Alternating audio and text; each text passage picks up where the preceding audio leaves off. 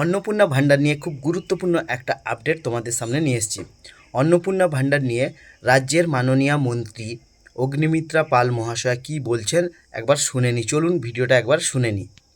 দেখুন, অন্নপূর্ণার ভাণ্ডার আমি শুনছিলাম যে এতদিন তো দুয়ারের সরকারের মাধ্যমেই হয়েছে, কিন্তু আমি আমার ডিপার্টমেন্টের সাথে কথা বলে আমি অলরেডি বলে দিয়েছি অন্নপূর্ণার ভাণ্ডারে অনলাইন কমপ্লিটলি এখনই ব্যবস্থা করতে, এবং ইমিডিয়েটলি অনলাইনেই যাতে সমস্ত মানুষ যে 1 পাস 2 পাস বা যে হয়তো শিক্ষাটা পাননি, হয়তো শিক্ষিত নন, এতটা ইজি করা হবে এই অ্যাপ্লাই করার পোর্টালটাকে যে কেউ পোর্টালে গিয়ে অ্যাপ্লাই করতে পারে।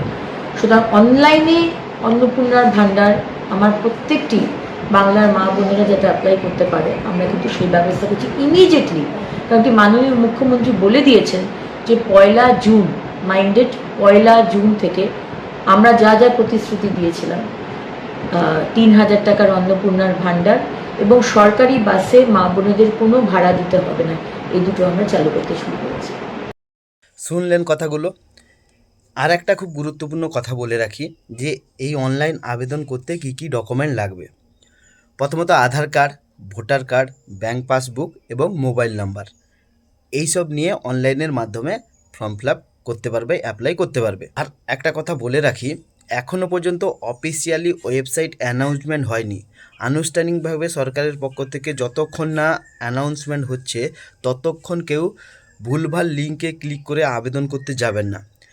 সরকারের কাছ থেকে অফিসিয়ালি অ্যানাউন্সমেন্টের স্টেটমেন্ট পেলে আমি তোমাদেরকে অবশ্যই জানিয়ে দেব সঙ্গে সঙ্গে। তো তার আগে কেউ ভুল করেও কোনো লিঙ্কে ক্লিক করে আবেদন করতে যেও না। শুধু এটুকু বলা হয়েছে কিভাবে আবেদন করবেন এবং কবে থেকে আপনারা পাবেন। তো দেখা হচ্ছে নেক্সট ভিডিওতে।